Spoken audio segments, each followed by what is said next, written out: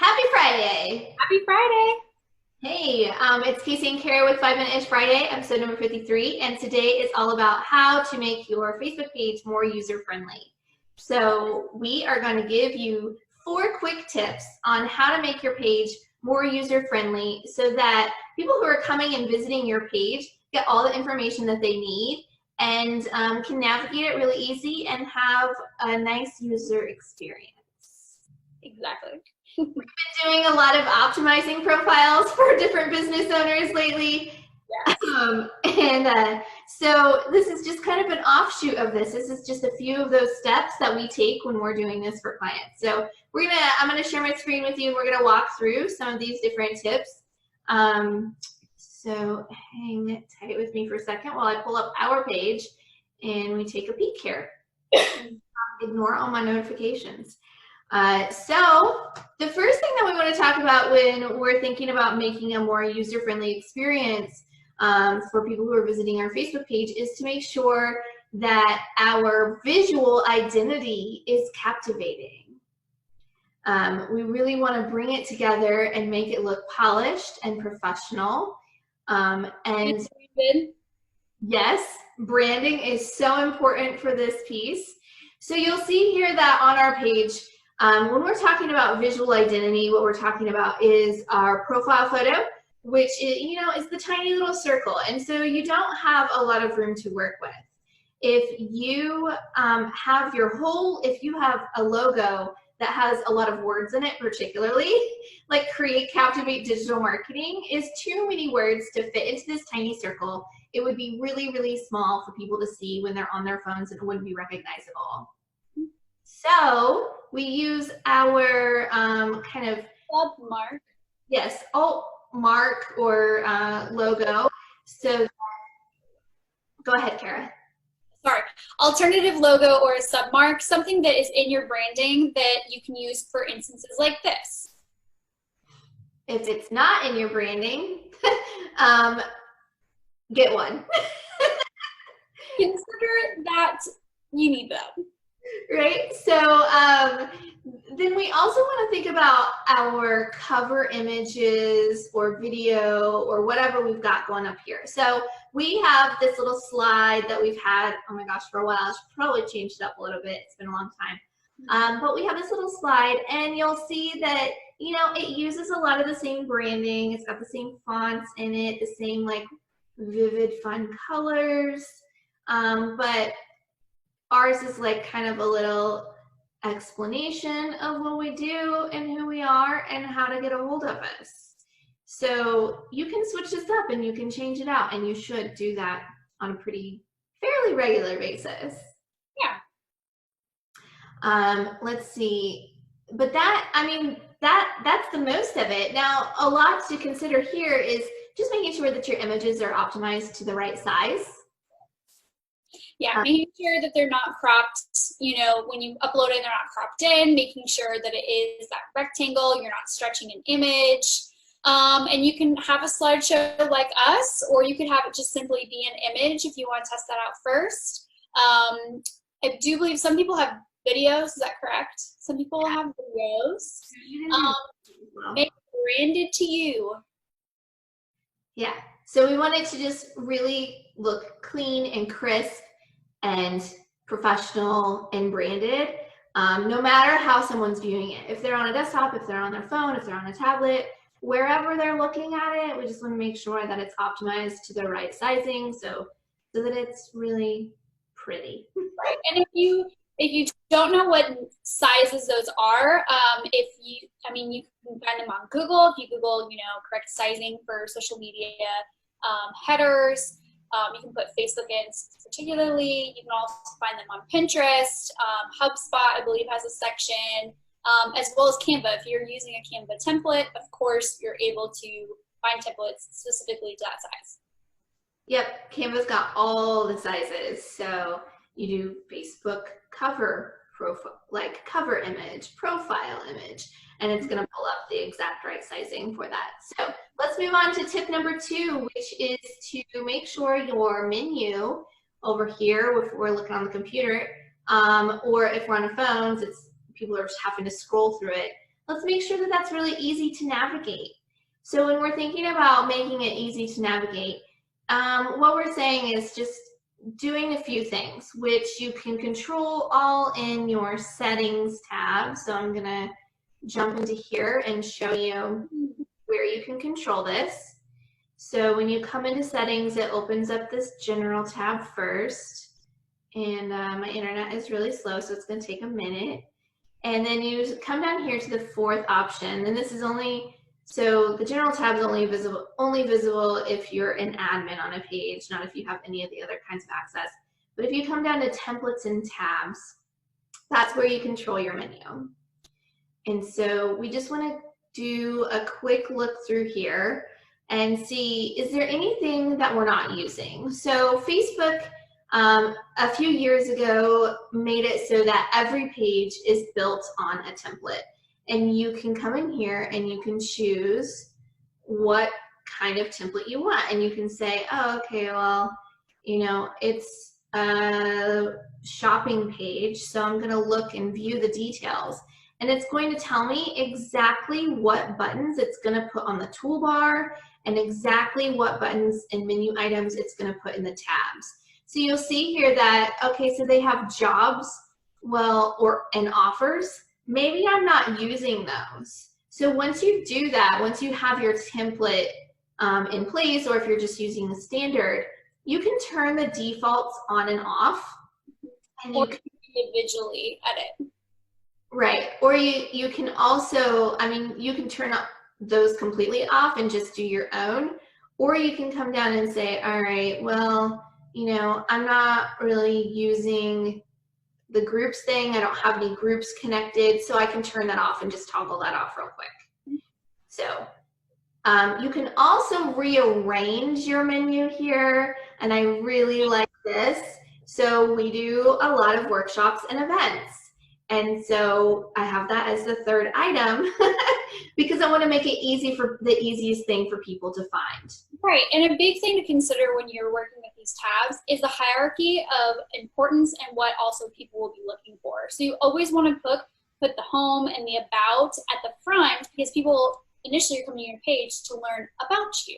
So that's very important to put up top. Reviews, obviously important, especially when you are a referral business like us. It's great to have those reviews up there. Events, like Casey said, because we do so many workshops and have a lot of things that have to offer people to come to. Our videos and our lives, because that way we can display these. And we like to use them as reference tools when people have questions, and we can easily refer them to the Facebook page to look at these videos. And then we have photos, which we've had from our events and etc. And then obviously our normal posts of like different things we've done or information, community, e-newsletter, sign up, and groups. Yeah, so community, I just want to show you one thing is that you can't turn community off. Every single page is going to have this. This is just when people have checked in at your business or tagged your business. Anything public that any public post they've done with it is going to show up there. So yeah, it's really important to go through and just kind of switch this up and make sure that you choose whatever is important to your business or organization. It's going to be different for everyone, but just know what means the most to you. All right, we're going to go back here for tip number 3, which is just to make sure you have details and accurate information. So what we're thinking about here particularly is looking at your about section. We're going to make sure that all of your contact info is accurate. So this is our office address, our phone number is correct. And can you tell them a little bit about underneath our name, Create Captivate Digital Marketing, how we have the apps and the Create Captivate, because people can enter in their own if they're available for easy. Yeah. You can customize this. You can also customize this little button here. So this is your messenger. So anyone can just type in the Create Captivate. You can share this in all kinds of places. So people can just click on it and send you a message in Messenger. And then the username is for easy tagging or just to type a message to. People can find your page really easily just by doing the @CreateCaptivate rather than typing out the whole name.